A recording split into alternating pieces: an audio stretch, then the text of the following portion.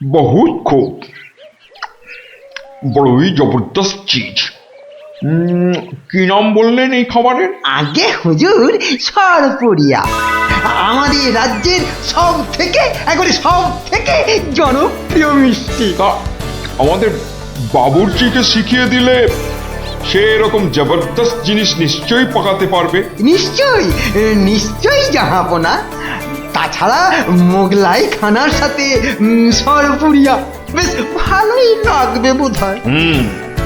ভালোই লাগবে। আর তার সাথে একটু মোগলাই গরম মশলা মেশালে স্বাদ আরো বেড়ে যাবে। মিষ্টিতে গরম মশলা বাবার জন্মেও শুনিনি। কিছু কি আপনি বলতে চাইছেন? না না না না না না, মানে আপনার ভাবনা খুবই ভালো হুজুর। আমাদের ময়রা আপনার বাবুর্চিকে সব শিখিয়ে দেবে। কি হলো, বাইরে এত গোলমাল কিসের? একবার দেখো তো। গেলুম বাবারে, মেরে ফেললে, দিয়ে দিলে রে। কি অবস্থা হয়েছে তোমার? কে এমন করলো? হুজুর ষাঁড়, ছাউনিতে ষাঁড় পড়েছে হুজুর, ষাঁড়। ষাঁড় এলো কোত্থেকে? কিচ্ছু বুঝতে পারছি না হুজুর, কোত্থেকে যেন এসে পড়েছে। পুরো শিবির একেবারে লন্ডভন্ড করে দিচ্ছে হুজুর।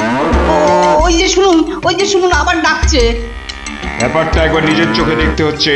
এই তোমরা সব চলো তো, একবার দেখি। কোথায় কোথায় সেই বেয়াদব? আজকে আমি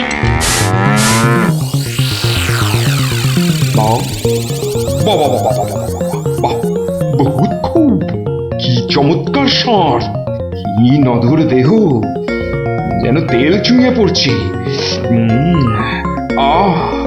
একবারে জবরদস্ত গোস্ত। হুজুর আমরা সবাই মিলে এখনই ওটাকে তাড়িয়ে দিচ্ছি। এই না, তাড়িও না, ইসকো পাকড়ো। পাকড়ো মানে?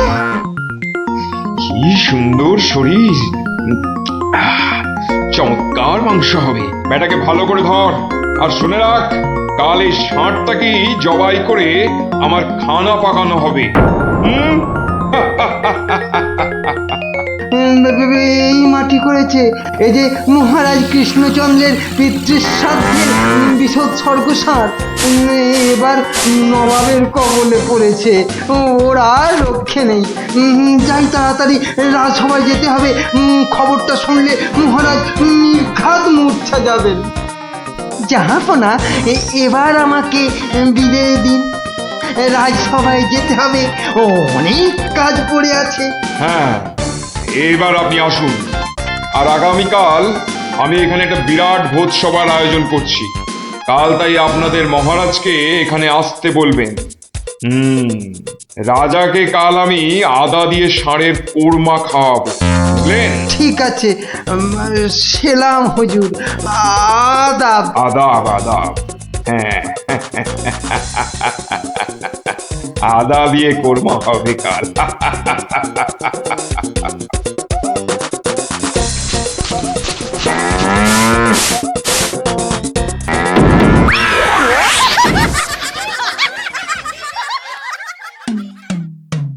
একই কথা শোনালে মহামন্ত্রী, এ আমি কি চরম ধর্ম সংকটে পড়লাম। আমার পিতা শ্রাদ্ধে উৎসর্গ করে ষাঁড়টাকে ধর্মের নামে ছেড়ে দিয়েছিলাম। বৃষৎসর্গের বৃষ মারা পড়লে যে আমার পিতৃপুরুষ নরকে যাবে।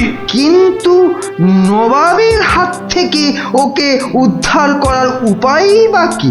নবাব যাকে খেতে চাইছেন তাকে ছিনিয়ে আনার চেষ্টা মানে তো রাজদ্রোহ বই তো কিছু নয়। তাই তো, ওরে বাবা, সর্বনাশ হয়ে গেল, সর্বনাশ হয়ে গেল। হিন্দুর নগরে গো হত্যা হলো, আমার পিতৃপুরুষের নরকবাস হবে। কোনো উপায় নেই ঠেকাবার। যত সব বদমাশ নবাব। আমাদের এ কি সর্বনাশ হলো, কি সর্বনাশ হলো! থামুন, বিপদের সময় একটা বুদ্ধি দেওয়ার নাম নেই, আবার নাকি কান্না কাঁদতে লেগেছে। সবাই সবাই একদম চুপ করে থাকবেন। আমাকে আমাকে একা ভাবতে দিন তো, দেখি দেখি কোনো শেষ রক্ষা করতে পারি কিনা। আগে মাফ করবেন মহারাজ, আমার উপর ভার দিলে আমি ষাঁড়টাকে নবাবের কবল থেকে খালাস করে আনতে পারি। কার সাথে টক্কর দিতে হবে বুঝতে পারছো? এ হলো স্বয়ং মুর্শিদাবাদের নবাব। আমার উপর ভরসা রাখুন মহারাজ, আমার জেদ তো আপনি ভালো করেই জানেন। তুমি বোধহয় নবাবকে ঠিকভাবে চেনো না। নবাবের মতো বদরাগী লোক রসিকতায় ভোলেন না। আপনাদের নবাবও কিন্তু আমাকে সম্যকভাবে চেনেন না। আপনি বলুন না মহারাজ, আমার দৌড় ওনার জানা আছে কি? তুমি ঠিক কি করতে চাও? আমি তো কিছুই ভেবে কুল পাচ্ছি না। আপনি শুধু একটা ছোট্ট কাজ করুন। ছোট্ট কাজ? ছোট্ট কাজ কিরকম? শুনুন মহারাজ, আর আপনি নবাবের নামে একখানি পত্র পাঠান। আমার কথা বলুন বলুন বলুন বলুন, আপনি আমাকে পাঠাচ্ছেন। তোমাকে পাঠাচ্ছি? কেন? কেন? স্রেফ নবাবের মনটা একটু ফুরফুরে করে দেবার জন্য আপনি আমাকে পাঠাচ্ছেন। গোপাল, আমার কিন্তু ভয় করছে। তুমি কাজ হাসিল করতে পারবে তো? ধরে নিন আপনার ষাঁড় আপনি ফেরত পেয়ে গেছেন। দেখুন এবার আপনার গোপালের খেল দেখুন। বেশ, তোমার কথা মতোই কাজ হবে।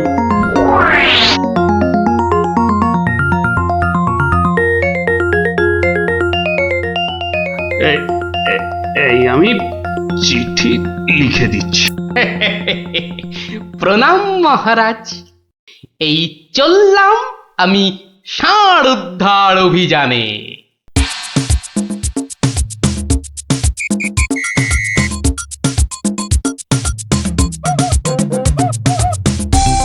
সেলাম হুজুর, আপনার চরণে এই দাসের শত কোটি সেলাম। আরে এ কে উজির? জাহাপানা, এ হলো গোপাল ভাঁড়, মহারাজ কৃষ্ণচন্দ্রের সভার একজন রসিক লোক। নবাবের দিল খুশ রাখবার জন্যেই রাজাজি একে পাঠিয়েছেন। দিলখুশ? বেশ বেশ। গোপাল, তোমার নাম আমি শুনেছি বটে। ঠিক আছে, তুমি আমার দিল খুশ করে দাও। হ্যাঁ, মাফ করবেন জাহাপনা, আমি এসেছিলাম আপনার দিল খুশ করার জন্য, কিন্তু এখানে এসে আমার দিল নাখুশ হয়ে গেল হুজুর। কেন কেন কেন কেন? আমি একটা বিচ্ছিরি দৃশ্য দেখতে পেয়েছি এখানে। ইস, ছ্যা, ছ্যা, ছ্যা, ছ্যা, ছ্যা, ছ্যা, থু, থু, থু, থু, থু, থু। কি দৃশ্য তুমি দেখলে যে এত নফরত? হুজুর, ওই নোংরা সাপটা কেন আপনার পবিত্র শিবিরে বেঁধে রেখেছেন জাহাপনা? নোংরা বলছো কেন?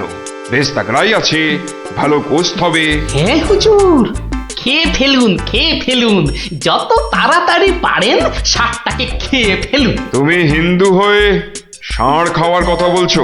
হুজুর, ওই সাপটা বড়ই নোংরা। ও যা উৎপাত করে, গোটা দেশের লোক ওর জ্বালায় একেবারে অস্থির হয়ে যায় হুজুর। কে উৎপাত করে? গুটিয়ে দেয়? না হুজুর, তাহলে তো ল্যাটা চুকেই যেত। কিন্তু ওই সার যা করে, এই ও আমি মুখে আনতে পারবো না হুজুর। রামো রামো ওয়াক ওয়াক, থু থু থু। আরে বলেই ফেলো না, কি কাজ করে? কি আর বলবো জাহাপনা, ওর জ্বালায় মাঠে কারোর বড় বাইরে করার উপায় নেই। কেন কেন কেন? কেন বলবো? বলেই ফেলি। হ্যাঁ, মানে ও মল ভিন্ন, মানে ওই ওই নোংরা ভিন্ন আর কি। আর কিছুই খায় না, মানে ওই গু খেকো সাপ।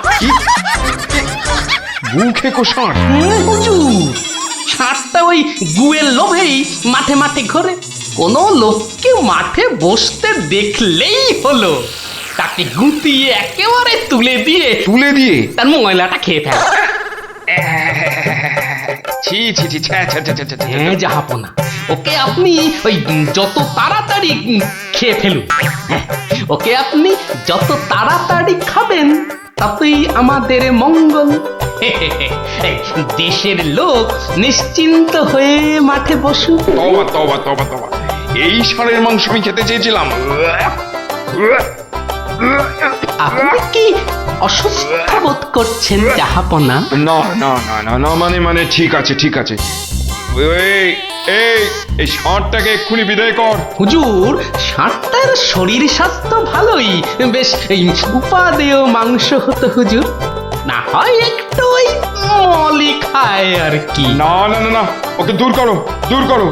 আর উজি, এক্ষুনি আমার মুর্শিদাবাদ ফেরার ব্যবস্থা করো, এক্ষুনি এক্ষুনি। জো হুকুম তওবা। জাহাপানা। হুজুরের যেমন মরছি।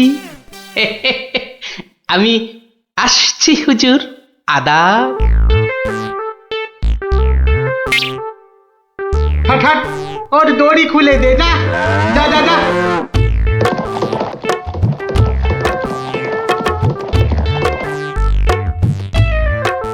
ধন্য ধন্য তুমি গোপাল, চমৎকার চমৎকার তুমি। ভাবা যায় না তুই আজ আমাকে ধর্ম সংকট থেকে বাঁচালে। মন্ত্রী মন্ত্রী, গোপালকে 2000 টাকা পুরস্কার দাও এক্ষুনি। মহারাজের জয় হোক। ব্যাস, নবাব ষাটটাকে ছেড়ে দিয়ে মুর্শিদাবাদ পালালেন, আর আমাদেরও ঘাম দিয়ে জ্বর ছাড়লো। তোরা সব খুশি তো? হ্যাঁ, এবার তাহলে আমি রাজসভায় যাই। কাল কিন্তু আর একটা গল্প বলতে হবে। আচ্ছা বাবা, আচ্ছা, বলবো বলবো।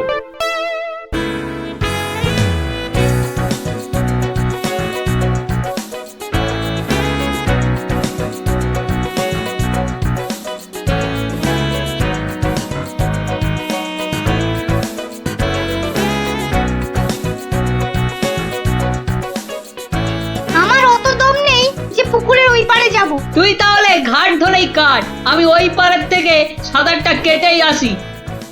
গুলটে গুলটে, ওই দেখ পুঁটি আসছে।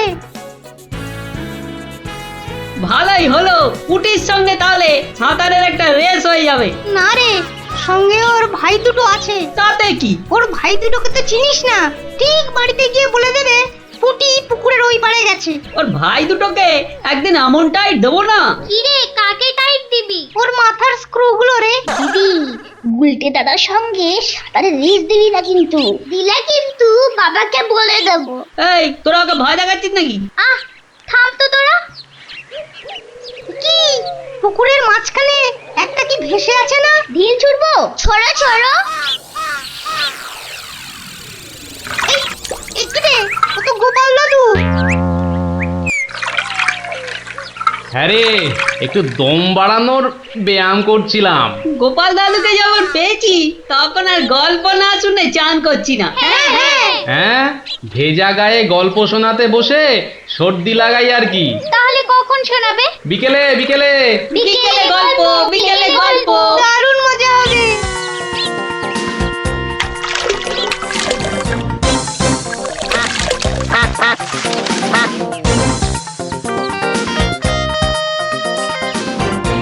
গোপাল দাদু আজ বড্ড দেরি করছে। ওরে সবুরে মেওয়া ফলে। ঠিক বলেছিস। আচ্ছা পুটি, তুই বইয়ের ওই প্রবাদ বাক্যের জায়গাটা খুব ভালো করে পড়েছিস না রে? আবার শুরু করলি তো, সব সময় পড়া পড়া। ওই তো গোপাল দাদু। দাদু, আমরা তোমার জন্য কখন থেকে বসে আছি। বসে বসে কুমোদ ধরে গেল। চল চল চল, আর দেরি না করে শুরু করি তাহলে গল্প।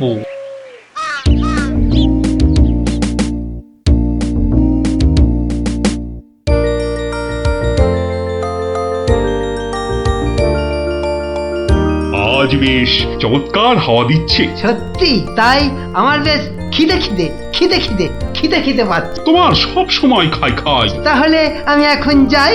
এই গাছের তলায় একটু দাঁড়াই। আমি বরং গাছের বাঁদরটাকে তাড়াই। হ্যাঁ, এই তোমার উচিত কাজ। আজ দারুণ হয়েছে আপনার সাজ। তখন থেকে দেখছি তোমার ছন্দের পুকুট।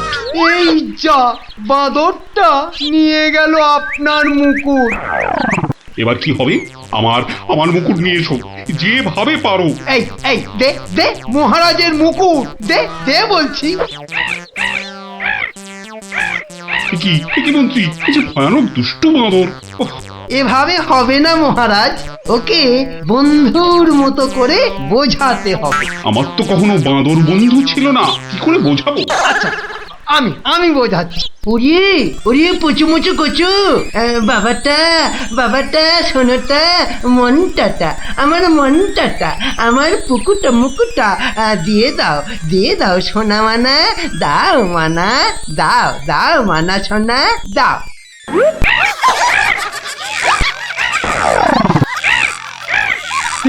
এই যে তোমাকে ভেঙাচ্ছে মন্ত্রী। তাই তো মনে হচ্ছে। তবে রে এবার ঢিল ছুরি, হ্যাঁ ছুরি। এ কি বাচ্চাদের ঢিল ছোড়াছুড়ি হচ্ছে মন্ত্রী? যেভাবে হোক আমার মুকুট এনে দাও। আর কেউ এখানে এসে পড়ার আগে। কি মুশকিলে পড়লাম, এবারে কেউ এসে না পড়ে। মন্ত্রী, গোপাল না ওটা? উহ, যেখানে বাঘের ভয় সেখানেই সন্ধে হয়। তুমি কি গোপালকে বাঘ মনে করছো নাকি? না না, বলছি গোপালের চোখে এই ঘটনা পড়লে লজ্জার আর শেষ থাকবে না। তার বলতে শেষে কিনা মহারাজের মুকুট বাঁদরের মাথায়।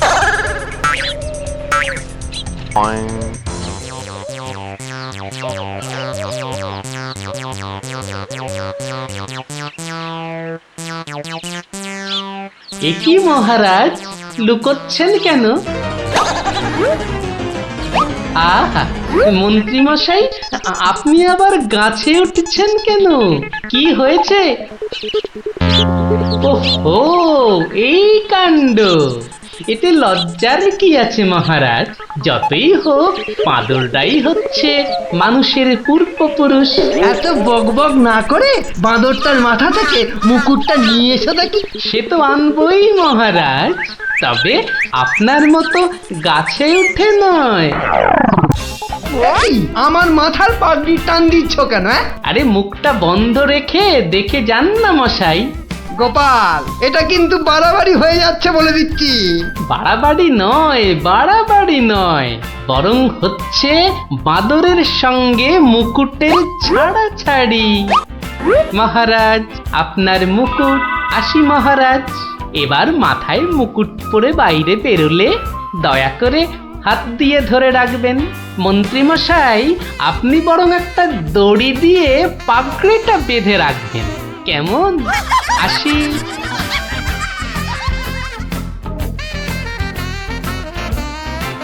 কিভাবে গোপাল বলল দেখলেন মহারাজ? শুধু দেখিনি মন্ত্রী, শুনেওছি।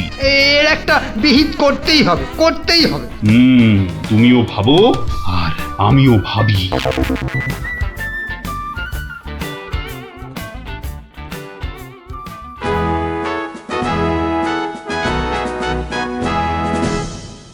আমি ভাবছি একটা কথা। কি কথা মহারাজ? আচ্ছা, গোপাল এখনো আসেনি তো? না মহারাজ। তাহলে বলি শোনো, একটা দারুণ বুদ্ধি মাথায় এসেছে। বলে ফেলুন মহারাজ। বলবো তো বটে, তো ভাবছি। আবার কি ভাবছেন মহারাজ? ভাবছি যা ভেবেছি তাতে গোপাল জব্দ হবে তো? তা যা বলেছেন মহারাজ, আসলে গোপাল হচ্ছে পাঁকাল মাছের মতো। এই ধরবেন ও দেখবেন সুরুত করে পিছলে বেরিয়ে গেছে। তাই ভাবছি, মানে শেষ রক্ষা হবে তো? আবার ভাবছেন মহারাজ? না না, অনেক ভেবেছি, আর একদম ভাববো না। তাহলে মহারাজ যা ফোন দিয়ে এঁটেছেন সেটা কি করবেন? তোমার উপর প্রয়োগ করে দেখাবো যত সব। আগে গোপালকে আসতে দাও, তারপর আস্তে আস্তে সইয়ে ওকে আমি জব্দ করব। ও হো হো হো, গোপালের কথা ভেবে না আমার এখনই দারুণ আনন্দ হচ্ছে। কি নিয়ে মহারাজ মন্ত্রীর কানে গুজুর গুজুর করছেন? দেখতে হচ্ছে।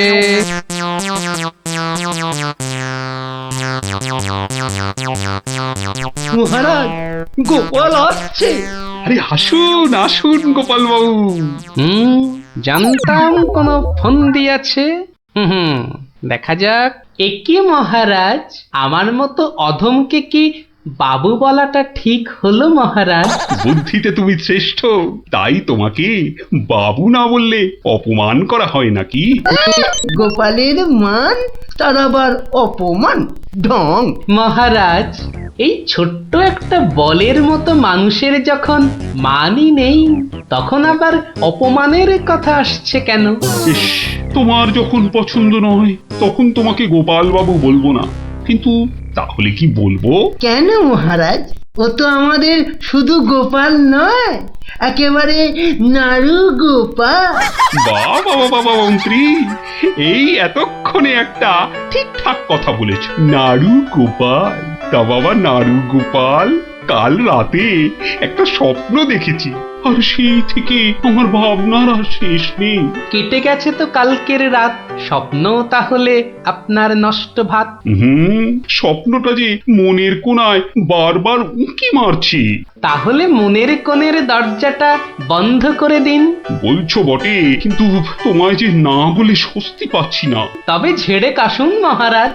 মহারাজের সর্দি হয়েছে নাকি যে ঝেড়ে কাশতে বলছো? হ্যাঁ? মানে মানে ওই স্বপ্নটাকে আর উঁকি মারতে না দিয়ে পুরোপুরি বাইরে আসতে বলুন। ও হরি, এই ছিল মনে। ও, তুমি তাহলে আমার স্বপ্নটা কি তা জানতে চাইছো? ভেবে দেখো গোপাল, শব্দ শুনে যদি সবাই হাসে তাহলে কিন্তু লজ্জা পেতে পারবে না।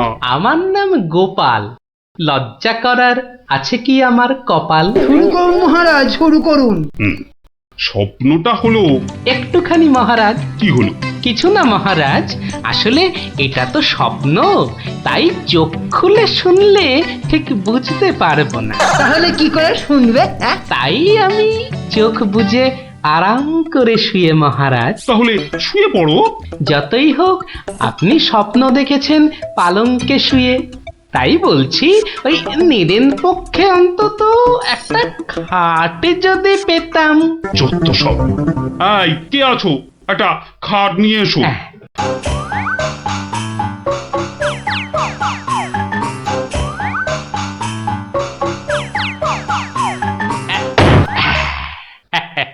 এই তো, এইবার একটু আরাম করে শুই। এইবার বলুন মহারাজ। আমি আর তুমি একটা সরু পথ দিয়ে হাঁটছি। মহারাজ এক মিনিট, কতটা সরু মহারাজ? ওই মন্ত্রী মশাইয়ের শরীরের মতো নাকি? উপা, কথা বলো না, স্বপ্নের ঘোরটা কেটে যাবে। ঠিক আছে বলুন। পথে দুধারে দুই দিক। আচ্ছা, তারপরে ঘটলো এক বিচ্ছিরি ঘটনা। যা গোপাল, কথা বলো না, স্বপ্নটা ভেঙে যাবে। বলুন মহারাজ। ব্যাস, আমরা পড়ে গেলাম। কোথায় মহারাজ? আপনি কি পড়েছেন? তাহলে আপনিও কথা না বলে চুপ করে শুনুন। একসাথে তো মহারাজ? না না, তুমি একটা দিঘিতে আর আমি অন্যটাতে। আপনি যেটাতে পড়লেন সেটা ছোট না বড়? আহ, গোপাল, কথা না বলে শোনো। বাহ, এই না হলে আমার মন্ত্রী, যেন আমি যন্ত্র আর তুমি যন্ত্রী। ছোট বড় জানি না, শুধু এটুকু দেখলাম, আমি যেটাতে পড়লাম সেটা ক্ষীরের দিঘি, আর তুমি যেটাতে পড়লে সেটা হলো গুয়ের। বলেন কি মহারাজ, গোপাল একেবারে গুয়ের দিঘিতে? তাই তো বলছি, কি বিচ্ছিরি ব্যাপার। গোপাল এবার মোক্ষম জব্দ। গু কথাটা শুনতে ভারী মন্দ, একে একটা অন্য নাম দিলে হয় না মহারাজ? দিন না সভাকবি, আমারও কেমন গু নামটা কানে বড্ড লাগছে। তাহলে বরং বলি, গোপাল গিয়ে পড়িল মলের দিঘিতে। মলের দিঘিতে? আচ্ছা মহারাজ, মল কি নরম ছিল না শক্ত? নরম না শক্ত? গোপালই ভালো বলতে পারবে যে মলটা কিরকম ছিল। ব্যাস, এরপরেই আবার ঘুম গেল ভেঙে। কই গোপাল, এবার চোখ খোলো, মহারাজের স্বপ্ন যে ভেঙে গেল।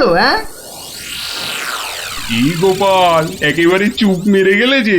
লজ্জায় গোপালের মুখ চোখ সব বন্ধ। আমার স্বপ্ন যে এখনো শেষ হয়নি মহারাজ। তাই নাকি? হয়েছে গোপাল, হয়েছে। গোপাল, তুমি এইবার মহারাজের কাছে দারুণ জব্দ হয়েছো। ওঠো ওঠো, লজ্জার মাথা খেয়ে এবার বাড়ি যাও। এইবার আমার স্বপ্নটা ভাঙলো। মানে মহারাজ, কাল ভোরে আমিও একটা একই রকম স্বপ্ন দেখেছি, বলো কিন্তু আমার স্বপ্নটা একটু বড়, তাই স্বপ্নটা শেষ হবার জন্য একটু অপেক্ষা করছিলাম মহারাজ। আর জানেন তো মহারাজ, ভোরের স্বপ্ন সব সময় সত্যি হয়। তাই? তাহলে বলো তুমি আর কি দেখেছো? মহারাজ, আমরা তো 2 দিঘিতে পড়লাম, আর তারপর তারপর তারপর তারপর কি? তারপর কি? দুজন দিঘি থেকে উঠে পড়লাম। তখন মহারাজের গা ভর্তি ক্ষীর আর আমার গা ভর্তি থুরি থুরি ময়লা, কিন্তু ওই পরিষ্কার করব সেরকম জল কোথাও নেই মহারাজ। তখন কি করলে? তখন আর কোনো উপায় না দেখে আমরা দুজনে দুজনার গা চাটতে থাকলাম মহারাজ। মানে খুব পরিষ্কার। আমি মহারাজের গায়ের ক্ষীর চাটতে থাকলাম, আর মহারাজ আমার গায়ের ময়লা চাটতে থাকলেন। কি দৃশ্য! ব্যাস, আমার ঘুম ভেঙে গেল মহারাজ। কি বলছো কি গোপাল? যা দেখেছি মহারাজ, স্বপ্নে তাই বলছি। সবাই সবাই আমার দিকে কি দেখছো? কি দেখছো তোমরা? যাও যাও, আজকের মতো সভা পণ্ড। কেমন জব্দ এবার গোপালের সঙ্গে পাঙ্গা? বোঝো কেমন করলাম চাঙ্গা?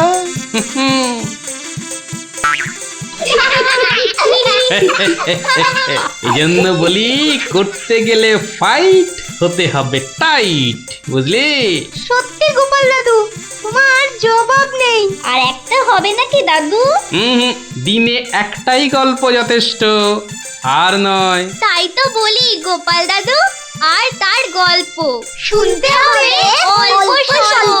এই তো আমার গল্প শুনে শুনে দেখছি তোদেরও বুদ্ধিও খোলতাই হচ্ছে।